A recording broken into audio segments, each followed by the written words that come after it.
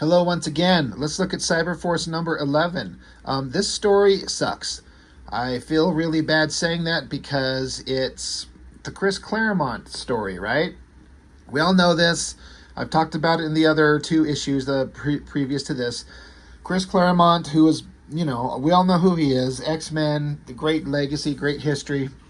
And then, we had Jim Lee come along and Mark Silvestri come along, draw issues of X-Men for big, long stints. And they had some great successes, and that's all fantastic. But then Jim Lee and Silvestri go off to make Image Comics, and at some point, however that happened, they bring Chris Claremont back to write short stories for Wildcats and Cyberforce. And there's just... there's nothing there, really, I guess. I mean, poor Claremont has to take these characters, which have no real backstory to draw on. I mean, I'm just sitting here trying to think of the mini-series of Cyberforce and then the issues of the regular series leading up to this. Like, how much does he have to draw on, Claremont himself, to write stories on these characters that are interesting at all? There's nothing there. So in a way, you could say it's kind of a blank slate. I mean, you have the most basic character traits, but you kind of got a blank slate. Write anything, right? But I just don't feel like... I guess I could say there's an attempt to do more with them in terms of characterization than's ever been done before, but it's still not interesting. It's still not good. There is a couple more issues after this of Silvestri, and then he eventually hands it off to David Finch to draw. And I'm sorry, I can't remember who is the writer, but once we get to them, we'll certainly shout it out, because my memory is, when I think of the stories about Cyberforce that I like, it's the stuff that happens after Silvestri leaves as artist and creative controller. There's actually story points that I actually recall and thinking, wow, that's good. When I think of all the stuff previous to that, it's just I remember the art being good, but not the story. So it's kind of a weird kind of situation. But so this is the final issue of the story that Claremont was writing, and once you read a bunch of X-Men comics and you get very familiar with how Claremont writes, it just feels like an X-Men story of a bunch of side characters that you don't care about. So I guess what I'm trying to justify here is I am not particularly interested in explaining to you anything about the story that's going on in this, because I could not get interested in reading it enough to absorb it and understand what's going on in a way that I could regurgitate it and kind of give a walk through the issue. It's just not that interesting. It's not worth it.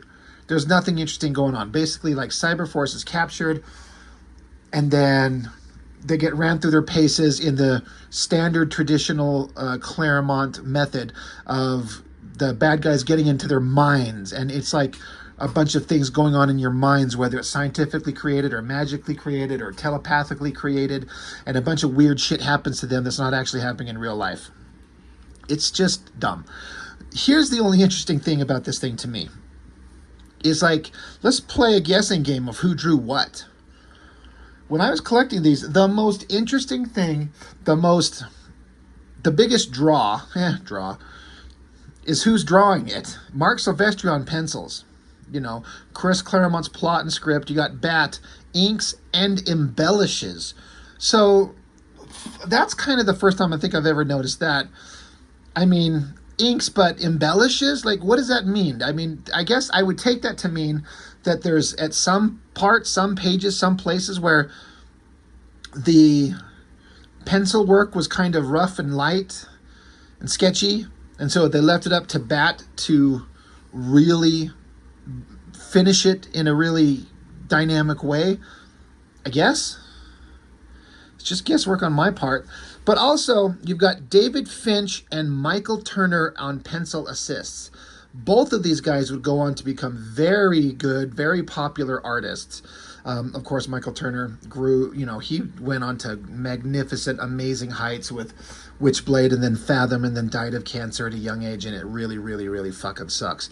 David Finch is still drawing to this day. He's an amazing artist. My interest in his art and his work is it's kind of interesting to me because it went in massive waves. I didn't care for him here, but once he took over Cyberforce, it went way up, my interest in him. He got really good. But then he kind of developed a style that I got sick of once he was overdrawing X-Men with Marvel for a long stretch, and I got sick of it, and I stopped collecting. Like, I would collect stuff just because he drew it. Then I stopped doing it. These days, I don't know what he's drawing. If I had to think of anything, I feel like he's been over in the DC world. You know, he's done Batman and Wonder Woman, and even with his artwork, it's not enough to make me want to collect it at length. And I guess I don't know what Finch is doing these days. I know he's on social media, YouTube and stuff like that, doing draw-alongs and live streams, and it's always great to watch. And he's really, really good. I really like him. What is he working on these days? Anyway, the point that I'm just delaying here is that I'm here for Silvestri, but David Finch and Michael Turner pencil assist, which is fine, but this is when they were kind of starting out, and they were not the powerhouses that they were going to become. So it really makes you wonder, well, who did what when? Now, there's some places where I'm like, positive, I know who drew it. And there's some places where I'm like, not sure. So it'll be a little bit interesting to kind of see. One thing that is another thing that repeats in this book, and it's something I did start to notice from Silvestri on the books that he would draw. He does it here. He does it in The Darkness. There was a series called Inferno, which I think got canceled out from under him due to legal reasons. A couple of things where, oh my God, what is that series he did with Mark Waid? Anyway, the point I'm getting is he'll draw a chunk of the beginning, and then he'll draw half a book, and then he'll draw like 2 or 3 pages, and then he hands it off to somebody else. I started noticing that is a major reoccurring theme with him, and it's kind of frustrating. But here is where I started to notice it. Mark Silvestri pencils, well, he draws for sure first page here, and then the double splash page inside it. But after that, it gets real iffy. And I'm like, I'm here for Silvestri artwork. So Impact, the strong guy of the team, the guy who's bigger than a fucking house and should be, you know, he's like the strength of the Hulk, but the strong guys they're never the interesting ones, right? How many strong guys on a team are actually the interesting characters? How much do you love Impact from Cyberforce or Maul from Wildcats? There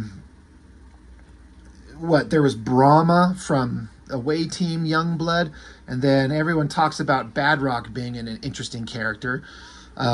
Just the strong guys never get any kind of real focus unless your name is Thing or Thor or Colossus or something like that from Marvel.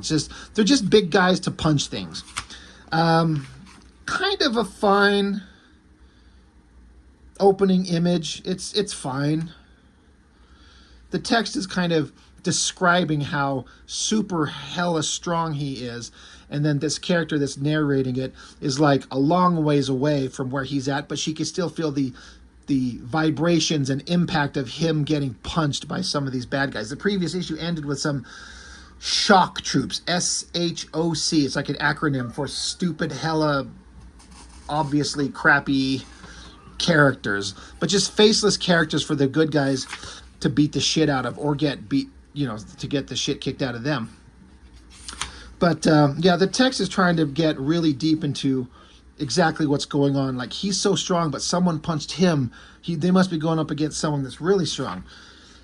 So this, I remember when I saw this, and to this day, I'll still agree that this is one of my favorite double page spreads of Silvestri. This looks like fully him.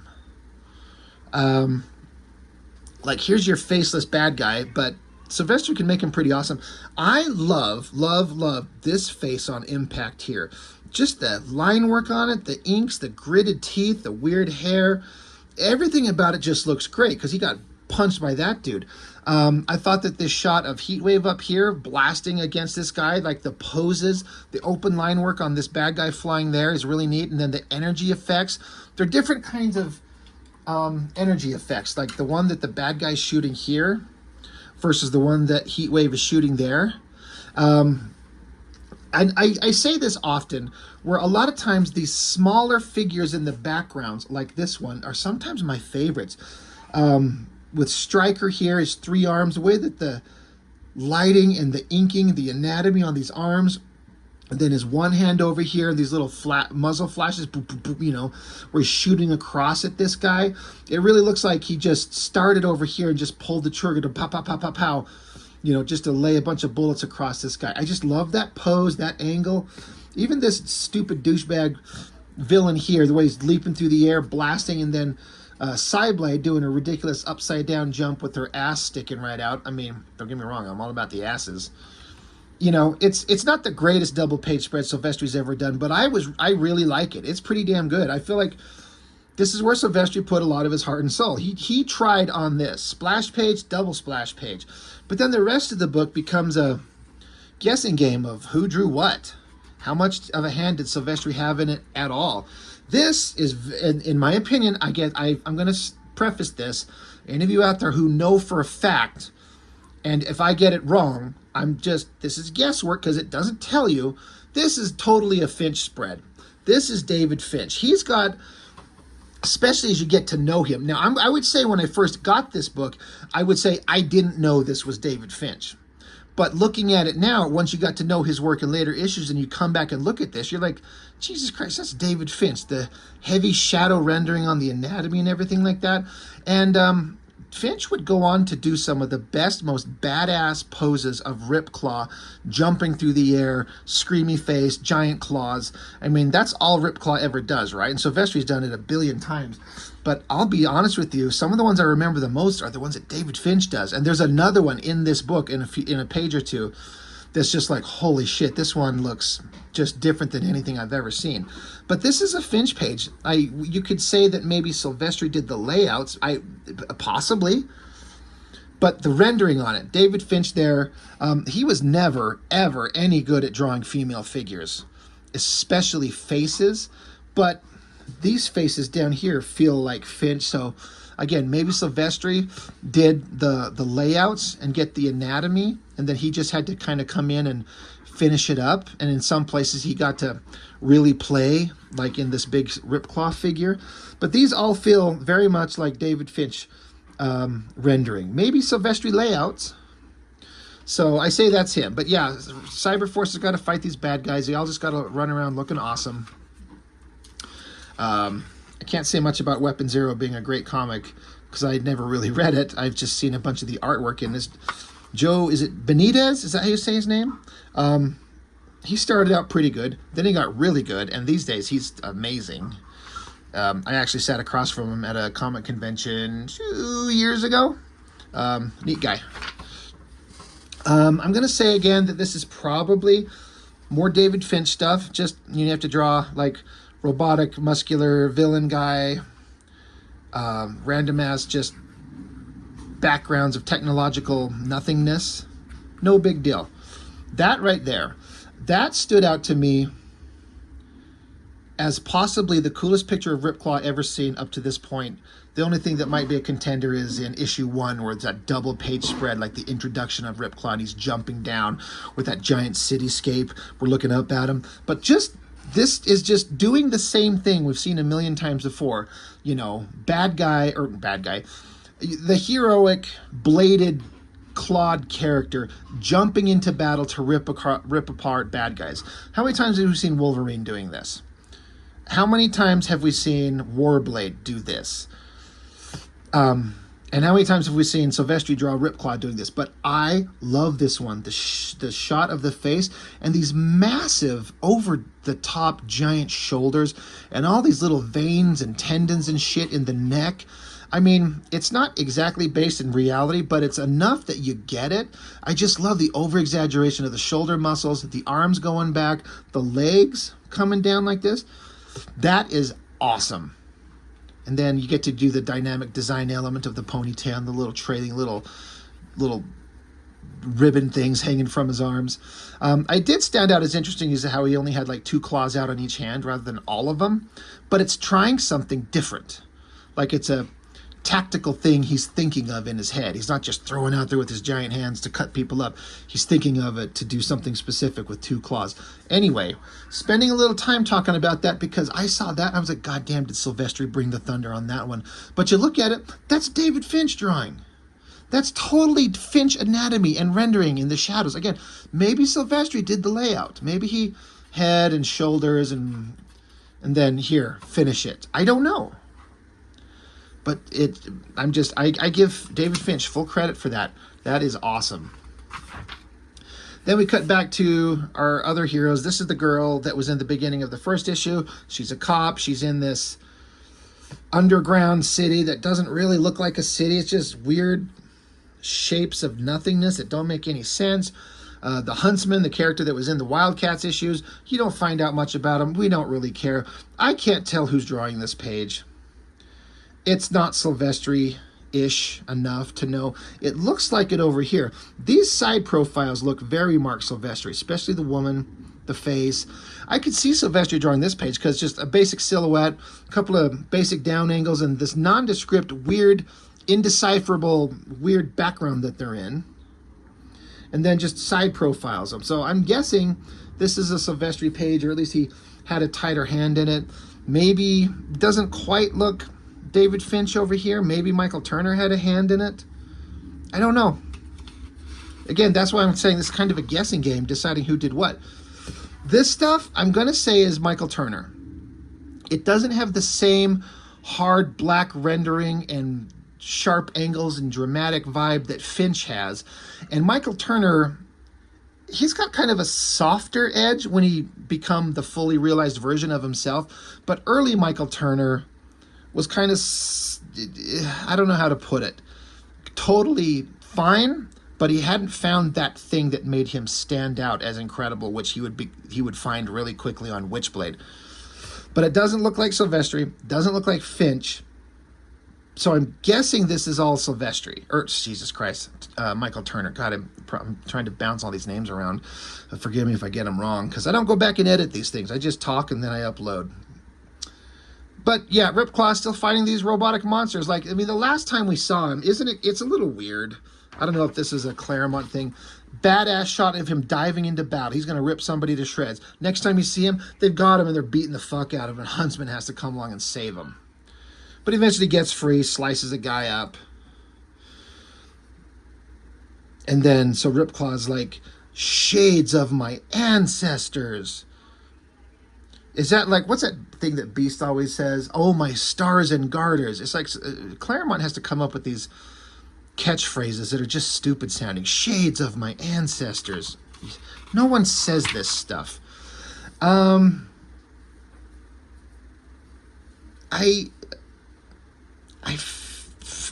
don't know who drew this page. It's either, I'd have to say, Silvestri has a tighter hand on it or David Finch. But that doesn't look like a face from either one of them. The arm feels Silvestri. These little figures down here, especially this girl shot, this is way better than Finch or Turner could do at the time. So I'm going to give this page to Silvestri. The arms and the hands feel like Silvestri. That's not exactly a Silvestri face, but I feel like it's closer to him than any of the others. I do like the forward and like the anatomy of the arm coming forward, getting these muscles in there. That's tricky to do. Another tricky one, I'm going to give this one to Silvestri. Probably light pencils, and then maybe that's where Bat comes along and gets to embellish it because he gets to add his little magic, but it feels more like Silvestri. The hands, these faces. It's interesting because, again, all these characters are suddenly in this, like, magical, like this, they're not fighting anymore. It's just like, what are we doing here? Where is my right arm is flesh? Where's my armor? What's going on? Why are we here? And then Top Cow would do these interesting things where they pushed color with the computer coloring and things like this in a lot of ways. Both Wildstorm, Extreme Studios, and Top Cow both really did some really neat stuff with coloring. And I go back and forth trying to decide which one was the best. And I can't decide if it's Wildstorm or Top Cow. But every time I look at an issue like this, I'm like, man, they're really trying some interesting stuff. Like they're turning into like silver T1000 type liquid metal something or others. These pages were a little bit of an enigma to me again. I can't tell who would do them. This head looks really weird, really oddly shaped. I can't quite decipher who's doing what. Same thing with this. It's like kind of rubbery, not some sharp angles in the anatomy like I feel like Silvestri would do, but maybe it's like that doesn't feel Silvestri. But I don't think Finch was terrible at female faces. So again, unless Silvestri did the layouts and kind of blocked out the basic head shape, lined up where the eyes, nose, and mouth are, and then again handed it off. Or maybe Silvestri did the light pencils and this is Bat finishing it up. And that's why it looks like nobody. It doesn't look like Silvestri, Finch, or Turner. So I don't know. These pages are just kind of an enigma. They're fine. I like the leg standing here and like the liquid metally stuff like forming up around all the way up the body, up the head. That's neat. There's a lot of neat movement going on there. I don't know. If I had to guess, I'd say Silvestri did light pencils and handed it to Turner to finish it up and then inks. Again, pure guesswork. I feel like these are more Finch pages. Just our heroes fighting, talking a lot, shooting lasers, blowing up these faceless bad guys. Stuff we've all seen. This is, again, to me, I feel very prominently, very strongly, that's a David Finch drawing right there, old school Finch. Could be a Silvestri pose. It looks like something like a pose he would do, but the finishing on it feels like David Finch for sure. And again, it's the same kind of thing where you get these pages where there's multiple panels and things going on, but you're going to put a big anchor shot, something badass to focus on, like that one there with the girl, that one there with Ripclaw. I mean, I guess kind of that bad guy there, but also this shot of Ripclaw there. Like, you'd find something on the page where you just get to really focus your energies and have fun. And that's that one. Screamy face, the highlights, all the shadows and the metallic textures. That's the thing about the Cyberforce comic I got to give them credit on, is when most of these characters have big chunks of them that are shiny metallic shit, that's kind of fun to render. And I'm not going to say it's easy to pull off, but it's a little easier to pull off shiny metallic textures than maybe sometimes believable flesh, because you can't over-render flesh without it starting to look a little weird. But you can almost, in a way, not put too much line work on shiny reflective metal stuff because it still kind of looks right.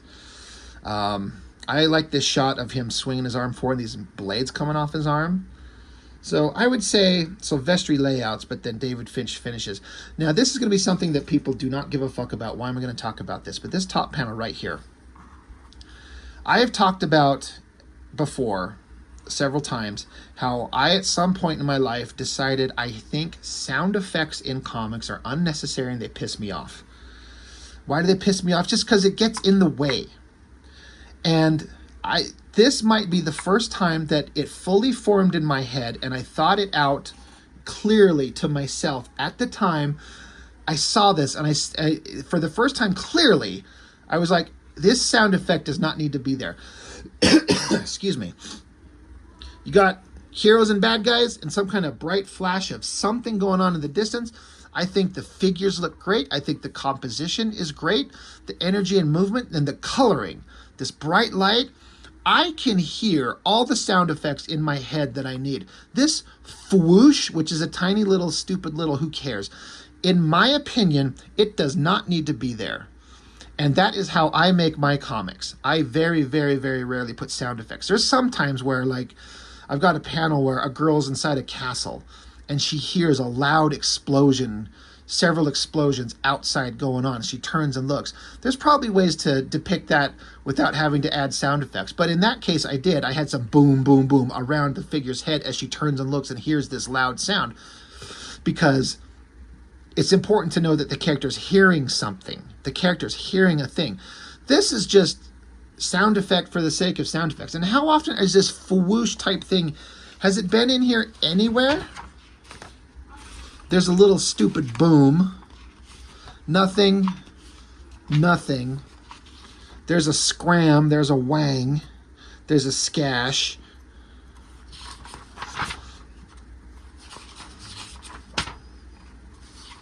Nothing. Nothing. Nothing. So it's completely arbitrary. Why is there not a shizak and zizrak and a pop pop pop and a shika shika cow and a skrizizak and a slice? You know, all these stupid onomatopoeia words that just, it gets in the way. And when it's so arbitrarily weird, do we need to see scram here? Do we need wang there? Do we need scash there? Do we need fawoosh? I just don't like them. So anyway, I know this is a weird point to bring up, but as a kid, let's see, I'm pretty sure I was still in high school. When was this published? March of 95. So I was getting right towards the end of high school, senior year. I just looked at that and I'm like, that is the first time it fully formed in my head, I don't like sound effects in comics. And it was that panel, that one right there. But once again, whatever went on, whatever, we see that the bad guys have captured, I almost called them X-Force. What the fuck was that? Cyberforce. And all the characters are in these like back to tanks, like these tuba cum that they're all floating in. And they're going through their paces, like mentally being manipulated, and then the bad guys are observing them on a screen. How many times has I feel like Claremont done something just like this? It's all happening, but it doesn't matter because it's not actually happening.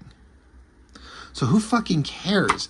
You could say it's a device to like put the characters through their paces and see how they'd react to horrible situations that are dangerous and terrible, but not actually put your characters in danger. But it gets old really fast. I don't know. Finch with Silvestri layouts. These panels are all kind of lightly kind of worked out, I'm going to say, by Silvestri. This definitely looks like Silvestri anatomy. I mean, again, I don't mean this as a disrespect to Michael Turner or David Finch, but they could not draw a female figure that good at this point in their career. They just couldn't. Silvestri has a specific kind of an anatomical shape to his figures, and I just see it there 100% in my opinion. Again, I don't know. I could be wrong.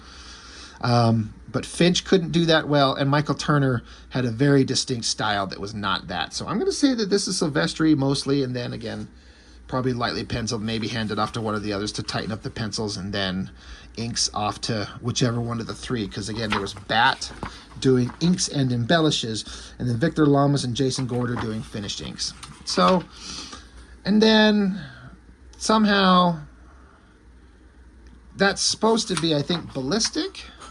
She is, I'm risque, and cyberspace is my domain, and then punches people, and then it shocks them out of their little mental control helmets, and then Killjoy stands up, and then naked, whatever the fuck her name is, Girl Cable with a robotic arm, socks her through the glass. Good arm, good punch. Anytime there's, 17-year-old, 18-year-old me was like, oh, look, naked girl in a comic, hot. But I guess now all our heroes are out, and so we're in t-shirts. I'm telling you, a girl in nothing but a t-shirt, hot. And then they're all sitting around at a coffee shop. Again, I'm trying to decipher maybe who drew it. It's kind of a good face there. I'm going to say this has got a heavy Silvestri influence on. I love that face of Cyblade there, and that face of, the fuck is her name? Ballistic. Jesus Lord. But, drawing women's faces and getting the nose and the mouth right, getting the eyes in the right position, especially when you're drawing comic books, super beautiful heroines and villains, it's a tricky thing to make them look attractive and get all that shit in the right place. And I feel like that's pretty damn good. So I'm going to say that that's a heavier Silvestri hand. And then this last page, again, it's hard to say. I don't know. Who gives a fuck about the story? It's like, oh, we got away. Oh, the bad guys. Oh, we learned something about ourselves. Oh, we made new friends. Who cares? It's kind of unfortunate that it's Claremont's story on Cyberforce, but it's just completely forgettable. Who cares? What a great painting by Sam Keith. Holy shit, is that good. So much color, you know, and hand painted. I mean, right? It looks like a combination of everything. I'm going to say watercolor and maybe some airbrush. Is it acrylics? Ink? Absolutely stunning. Maybe the best piece of artwork in this entire book, at least a contender, and it's not even top cow. Anyway, nothing else going on at the end of the book. So again, the end of Claremont's association in terms of story writing with Silvestri. Nothing there, in my opinion. You don't learn of anything of any importance. No one remembers. Just going, God, do you remember those great issues of Cyberforce? How many X-Men issues can you go back and like, do you remember that fucking amazing story where this happened or that happened and it went on for years, decades? It's like sometimes that magic, you just can't recapture it. And you got blank, nothing, nobody characters. I don't know. I don't have a solution. I absolutely could not do better. I'm not acting like I could, but it's just nothing there. So, you know, and when it's not Silvestri drawing the entire thing, it loses some of its magic. But that's okay. Some of the issues following up here, Silvestri's last run, the next issues, I'm going to say 12, 13, 14, has some of the best Silvestri artwork he ever did in this era when he was aping that Jim Lee style, which I've talked about several times, where he changed his style around and to kind of mimic that Jim Lee style because he said himself, like that's what people were into, that's what the kids liked, and Silvestri changed his art to mimic that vibe, and he says now that he doesn't even particularly like it.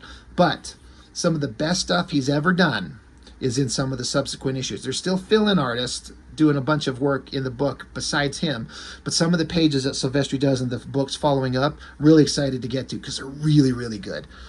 But anyway, Cyberforce 11, kind of boring. Anyway, that's all I got. Thanks for watching. See you next time.